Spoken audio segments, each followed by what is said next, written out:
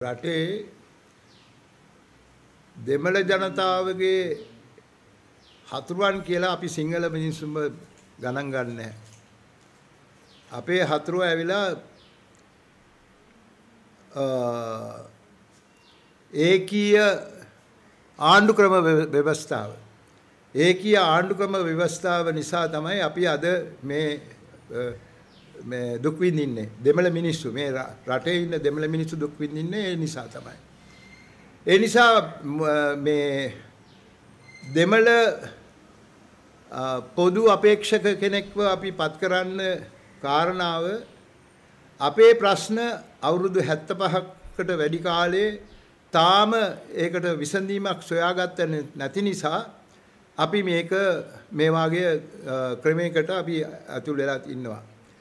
දැනට අද එනකන් සිංහල ජන අපේක්ෂකන්ට අපි ඡන්දය දීලා අපේ දේශපාලන ප්‍රශ්න වලට විසඳීමක් සොයාගන්න බැලුවා කිසි දෙයක් කරුවේ නැහැ. ඒක ඊට එහෙම කතා කරලා අපෙන් මේ ඡන්දය අරගෙන අපිට විරුද්ධව තමයි ඒගොල්ලන් හැසිරෙන්නේ. ඒ නිසා මේ සැරේ දෙමළ ජනතාව උතුරු නැගෙනහිර පළාත්වල ඉන්න දෙමළ ජනතාව තමන්ගේ අර තනිකම පෙන්වන්නයි. ඒ කියන්නේ අවුරුදු 3000 කාලයකට වැඩි කාලයක් අපි දෙමළ භාෂාව කතා කරගෙන ඉන්න අපේ ಜಾති ඒ ಜಾති වෙනුවෙන් ඒ කියන්නේ මේ නීතිය හැටියට අපි ಜಾති හැටියට අපිව සැලකන්න පුළුවන්. මොකද ICCPR කියන්නේ International Covenant on Civil and Political Rights ඒකේ පළවෙනි ඡේදයේ තියෙනවා එක ප්‍රදේශවල ඉන්න තනිකම තියෙන ජන කොටසකට ස්වයං නිර්ණය ඒගොල්ලන්ට තියෙනවා කියලා ඒ අයිතිකම තියෙනවා කියලා. ඒ නිසා ඒ අයිතිකම අපට ඕන ඒ අයිතිකම වශයෙන් අපට උතුරු නැගෙනහිර පළාත්වල ඉන්න ඉඩමේ ඔක්කොම පරිපාලනය කරන්න අපිටම ඒ අයිතිකම දෙන්න ඕන. මේ රට බෙදන්න නෙමෙයි. උතුරු නැගෙනහිර පළාත්වල ඉන්න මිනිස්සු දෙමළ කතා කරන්න මිනිස්සු. ඒ දවස්වලදී අපි මේ යාල්දේවි යනකොට මැදවාචි එනකම් ඔක්කොම සිංහලෙන් කතා කරනවා. මැදවාචියට එහා යනකොට ඔක්කොම දෙමළෙන් කතා කරනවා. ඒ නිසා දැනටමත් ඒ වෙනස තියෙනවා. දෙමළ කතා කරන මිනිස්සු ඒ පැත්ත, සිංහල කතා කරන මිනිස්සු මේ පැත්ත. ඒ නිසා දෙමළ කතා කරන මිනිසුන්ට තමන්ගේ වැඩ ටික කරාගෙන යන්න පාලනය කරන්න ඒගොල්ලන්ට ඒ අයිතිකම තියෙන බව පිළිගන්න ඕන. සිංහල ජනතාව ඒක පිළිගත්තතින් මේ ප්‍රශ්න ඔක්කොම විසඳ ගන්න පුළුවන්. ලංකාව කඩන්න දෙයක් අපිට ඕනේ නැහැ. කඩලා අපිට වෙන්න දෙයක් හොඳ එකක් මොකුත් ලැබෙන්නේ නැහැ. අපි එකට ජීවත් වෙන්න ඕන. නමුත් රට විදන්න අපි ඒකට සතුටු නැහැ. නමුත් අපේ වැඩ ටික අපි කරාගෙන යන්න අපිට ඉඩ දෙන්න ඕන. අපි හැටියට අපි වැඩ කරගෙන යන්න ඕන. ඒ නිසා මේ දෙමළ මිනිසුන්ගේ අර තනිකම පෙන්වන්න ලෝකෙට පෙන්වන්න අනිත් එක ඕමනාව තිබුණතින් උතුරු නැගෙනහිර පළාත්වල මිනිසුන්ගේ රෙෆරන්ඩම් එකක් ඒගොල්ලන්ගේ ජනතාවගේ මොකද්ද ඒගොල්ලන්ගේ තීරණය කියලා දැනගන්න රෙෆරන්ඩම් එකක් කරාගන්න ඉඩ තියනවාද කියලා සලසා බලන්න. ඒවා ඔක්කොම අපි අහලා තමයි මේ පොදු අපේක්ෂක කෙනෙක් අපි ඉදිරිපත් කරලා තියෙනවා. ඒකයි කාරණාව.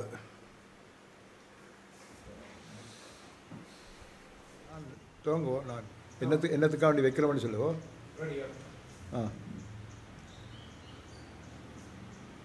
இன்றைய தினம் நாங்கள் இந்த ஊடக சந்திப்பை வைத்திருப்பதற்கு காரணம் நாங்கள் பொது வேட்பாளரினுடைய நடவடிக்கைகளிலே கொஞ்சம் ஒதுங்கி நிற்கின்றோமோ என்ற ஒரு கேள்வியை எவரெவரோ ஊடகங்களிலே எழுப்பி கொண்டிருக்கின்றார்கள்.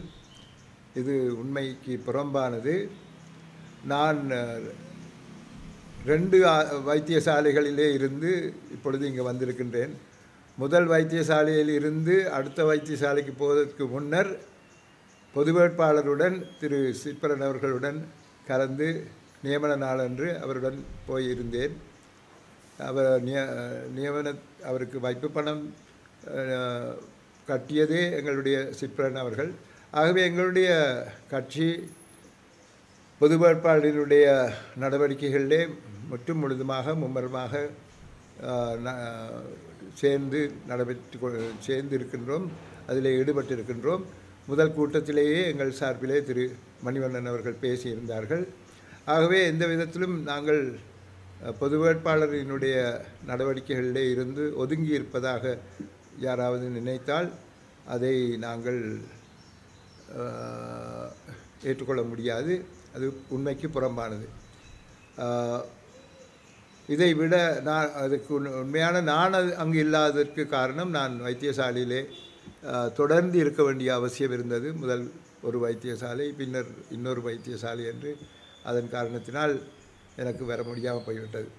ஆனால் இது சம்பந்தமாக எங்களுடைய கேள்விகளுக்கு எந்த கேள்வியாக இருந்தாலும் எங்கள் சார்பிலே பதில் அளிக்க வேண்டும் என்ற காரணத்தினால்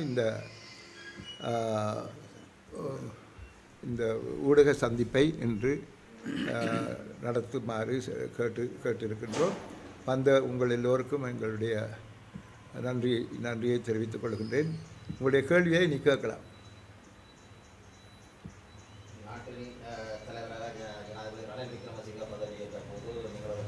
வாங்கம்மா. ரணில் விக்ரமசிங்க எனக்கு நன்று பரிச்சயமானவர். அவரை பல வருட காலமாக தெரியும். ஆனால் இந்த அரசியலிலே நிரந்தரமான நண்பர்களும் இல்லை, நிரந்தரமான எதிரிகளும் இல்லை என்பது உங்கள் எல்லோருக்கும் தெரியும். இதன் காரணத்தினால் சில பல காரணங்களை முன்னிட்டு எங்களுக்குள் சில வித்தியாசமான பார்வைகள், கருத்துக்கள் இருப்பதை நான் கண்டறிந்து கொண்டேன். என்ன நடந்தது என்றால், திரு கலாநிதி காசிலிங்கம் விக்னேஸ்வரன் அவர்களுடன் சேர்ந்து சென்ற ஆண்டு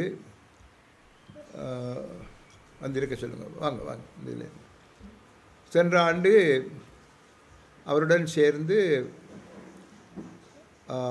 மாகாண சபைகளுக்கு இருக்கின்ற அதிகாரங்கள், 13வது திருத்தச் சட்டத்தின் கீழ் மாகாண சபைகளுக்கு இருக்கின்ற அதிகாரங்கள் மத்திய அரசாங்கத்தால் கையேற்றுக் கொள்ளப்பட்ட நிலையிலே, பறித்து கொள்ளப்பட்ட நிலையிலே அவற்றை திரும்பவும் மாகாண சபைகளுக்கு வழங்க முடியுமா என்பது சம்பந்தமாக ஜனாதிபதி அவர்களிடம் பேச்சுவார்த்தைகள் நடந்தபோது எல்லா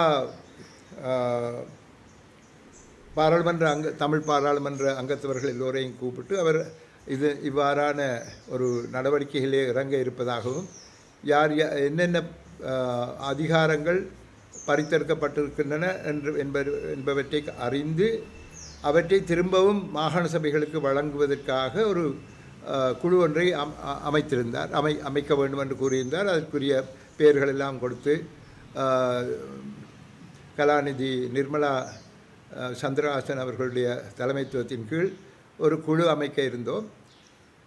அது அமைத்து அதற்குரிய நடவடிக்கைகள் எல்லாம் எடுத்து அவர்கள் உத்தியோகபூர்வமாக நடவடிக்கைகளிலே ஈடுபடும் போது அவர்களுடைய பெயர்களை வர்த்தமானியிலே பிரசுரிக்க வேண்டிய அவசியம் இருந்தது. அதை அவர் செய்யாது விட்டுவிட்டார். சென்ற வருடம் செப்டம்பர் மாதம் 1ஆம் தேதி அது நடைபெறுவதாக இருந்தது. இன்று வரையிலே இன்னும் ஒரு 2-3 நாளில் செப்டம்பர் 1ஆம் தேதி வருகிறது. ஒரு வருட காலமாக அதை பற்றி அவர் எதுவுமே செய்யவில்லை. அதற்கான காரணங்களையும் கூறவில்லை. ஆகவே நாங்கள் அவரிடம் இருந்து வெறும் பேச்சை மட்டுமே எதிர்பார்க்கலாம். தமிழ் மக்களுடைய நிரந்தர அல்லது தற்காலிக அதிகாரங்களை பெறுவதற்கான நடவடிக்கைகளிலே அவர் கரிசனை காட்ட மாட்டார் என்ற ஒரு நிலை ஏற்பட்டதன் காரணமாக நாங்கள் அடுத்து என்ன செய்ய வேண்டும் என்ற ஒரு நிலை ஏற்பட்டது. ஒன்றை நாங்கள் மனதிலே நினைத்து வைத்திருக்க வேண்டும். 13வது திருத்தச் சட்டம் தமிழ் மக்களுடைய பிரச்சனைகளுக்கு நிரந்தர தீர்வு அல்ல. தற்காலிகமாக இப்பொழுது இருக்கும் நிலையிலே தமிழ் மக்களுக்கு எந்த விதமான அரசியல் ரீதியான அதிகாரங்களும் இல்லாத ஒரு நிலையிலே நாங்கள் அவர்களுக்கு பறிபோன அந்த அதிகாரங்களையாவது திரும்ப பெற வேண்டும் என்று தான் இந்த இந்த கருத்து பரிமாற்றங்களிலே அவருடன் ஈடுபட்டிருந்தோம். ஆனால் அதுவும் எங்களுக்கு கிடைக்காத ஒரு நிலையிலே நாங்கள் அடுத்து என்ன செய்ய வேண்டும் என்பதை பற்றி சிந்தித்து இந்த பொது வேட்பாளர் சம்பந்தமான விடயம் எழும்போது பொது வேட்பாளரை போட வேண்டும் என்று முதலிலே கூறியவர்களில் நானும் ஒருவர். சுரேஷ் பிரேமச்சந்திரனும் அதே காலகட்டத்திலே அதை பற்றி கூறியிருந்தார். ஆகவே இதனை வழிநடத்துவது சம்பந்தமாக நாங்கள் கூடிய ஊக்கம் எடுத்து அதன் காரணத்தினால் நாங்கள் இப்பொழுது முழுமையாக தமிழ் பொது வேட்பாளரை ஆதரிக்கும் முகமாக எங்களுடைய நடவடிக்கைகளிலே ஈடுபட்டிருக்கின்றோம். ஆகவே ரணிலுடன் அவரிடம் எதிர்பார்ப்புகள் இருந்தது உண்மை. ஆனால்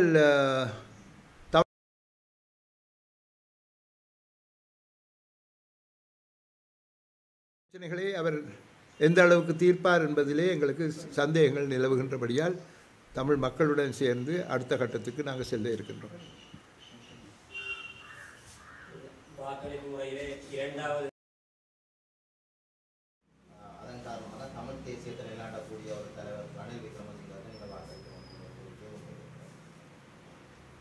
அவர் அவ்வாறு கூறுவதற்கு அவருக்கு குறித்திருக்கின்றது. புருஷன் ஒரு கட்சியைச் சேர்ந்தவர், அவரை கொன்று விட்டார்கள். தொடர்ந்து அவர் ஒரு கட்சியிலே இருக்கின்ற நிலையிலே அவர் அந்த கட்சிக்கு சார்பாக சில கருத்துக்களை கூறியிருக்கக்கூடும்.